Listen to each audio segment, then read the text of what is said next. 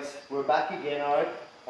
Very quickly, I do want to explain a few things to you. Right now, we have no engine in this car. We have no IFS in the front.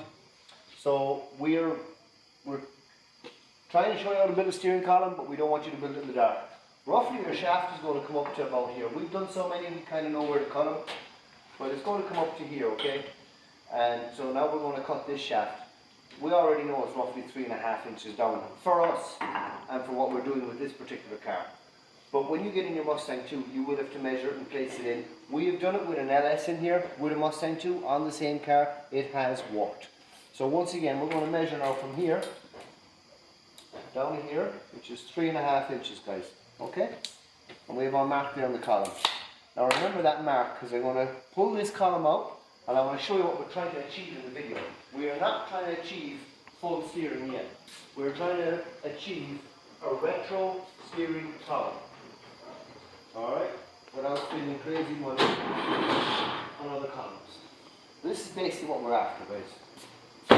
So this is what we do. This is one that, as they say, we made earlier in the video. But if you look at the stock length of one, right? You look at the stock length, which is here. You square these off. Now you can see roughly what you're taking off of it. And when you look at the plate where it is, and you look at my measurement, which is, I actually only took 2 inches out of this one. So I'll put it back in and mark it again. Yeah, we did move this one down. This one I did leave at stock. This one is at stock height, guys. This is the stock one. We went 2 inches off the mark. But I already know that 3.5 inches is where I want to cut personally. So I know I'm good to cut it there. So I'm going to put this in the saw one more time, and I'm going to chop this down now. But remember, guys, this line has to continue past the new chopped area.